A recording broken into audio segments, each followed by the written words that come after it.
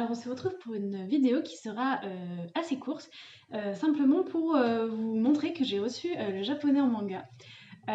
Donc j'en ai parlé dans ma vidéo introductive de japonais. Donc ça va être vraiment un support pour moi, je pense, pour pouvoir apprendre correctement et vous faire des vidéos en japonais. Donc le livre, déjà il est très joli, hein, on va pas se mentir, moi j'ai beaucoup apprécié son design au niveau de la couverture. À l'intérieur c'est pareil, vous avez donc des trames de manga. Et vous avez aussi voilà, tout ce qui est court, ça se présente comme ça. En sachant que le papier est de bonne qualité, c'est du papier glacé je pense, et c'est vraiment joli. Donc voilà, j'ai assez hâte de le parcourir. Pour l'instant j'ai lu l'introduction, j'ai feuilleté un petit peu. Donc voilà, c'est un livre qui a été écrit par Marc Bernabé, qui est un interprète et traducteur espagnol de japonais, qui a un diplôme de l'université d'Osaka. Donc lui il traduit les mangas, les animés, et voilà. Et au début l'aventure en fait par rapport au japonais en manga, il faisait des petits cours de japonais dans une publication qui s'appelle Dokkan, voilà. Et donc il a commencé comme ça en faisant des petits cours, et petit à petit a germé l'idée de compiler les cours pour donner donc cet ouvrage et aussi le tome 2. Et il faut savoir qu'il y a plusieurs livres, enfin des livres de cours, mais aussi des cahiers d'exercices. Voilà, sur que ce soit le japonais en manga, je sais qu'il y en a sur les kanji, enfin il y a plusieurs supports en fait de cours, donc je vais voir au fur et à mesure si oui ou non je les acquiers ou pas. Donc voilà, en tout cas j'ai assez hâte de travailler avec. Donc là pour l'instant je vais commencer assez doucement de mon côté, à savoir que je vais, et je vous invite aussi à le faire si vous avez envie de progresser en japonais ou de commencer le japonais, je vais donc réviser, réapprendre les hiragana et les katakana, donc ce qui est en fait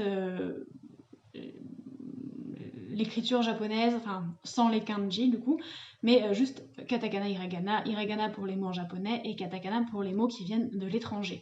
Donc pour l'instant juste hiragana, katakana pour ma part. Les kanji, je pense que c'est vraiment quelque chose qu'il faut introduire au fur et à mesure. Surtout que voilà, bon, je ne sais pas comment ça va être avec le CNED, mais là-dedans en fait les kanji sont introduits petit à petit, et il y a toujours le furigama. Alors furigama c'est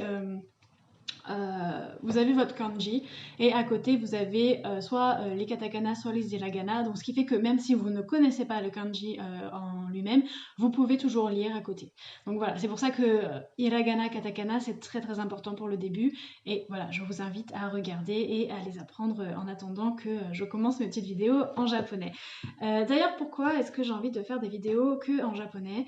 Alors peut-être que de temps en temps je ferai des vidéos en français, je vais vraiment voir comment m'organiser. Pour l'instant j'ai une idée un peu floue, mais pourquoi donc parce que quand j'ai commencé la LEA anglais-japonais, tous mes cours de japonais étaient faits par des japonais, et ils étaient qu'en japonais, c'est-à-dire que les professeurs de japonais ne parlaient jamais français, et j'ai trouvé que c'était une méthode qui était assez intéressante et qui portait vite ses fruits. Alors pour ça il faut vraiment avoir un professeur, je pense, qui a un sens assez accru du théâtre, pas peur du ridicule, et qui arrive à vous montrer de façon pédagogique ses propos, enfin voilà, et qu'il faut aussi travailler à côté tout seul, parce que forcément sinon ça ne marche pas. Mais en tout cas je me souviens de mon premier cours, c'était avec le kore are sore, et donc ce sont des mots en japonais qui changent en fonction de là où se trouve un objet par rapport à vous. Donc je ne sais pas, je vais prendre ça. Donc là vous avez un carnet, et en fait ça change en fonction de si le carnet est plus vers moi et moins par rapport à mon interlocuteur, s'il est plus vers lui et moins vers moi, ou s'il est complètement hors de portée, très loin. Donc voilà, c'est un cours comme ça, c'était le premier cours, et en fait le professeur a réussi à nous faire très très bien comprendre les concepts, rien qu'en parlant en japonais, mais juste en faisant l'effort de bouger, de montrer, de jouer un petit peu la comédie pour que ce soit vraiment intéressant. Et voilà, c'est ça. Globalement, à la fin du cours, on savait tous ce que c'était kore, sore, are, et il n'y avait pas de problème là-dessus. Donc après, bien sûr, si vous n'avez pas compris pendant le cours, vous pouvez toujours aller voir de votre côté et réviser la leçon. Et le manuel était de toute manière que en japonais. Il n'y avait pas du tout de français dedans. Donc voilà, ça c'est vraiment à la base pourquoi je veux faire des vidéos en japonais, et c'est aussi parce que l'objectif c'est que j'arrive à parler. Donc si je parle pas, si je fais que parler en français, je pense que ça ne portera pas ses fruits.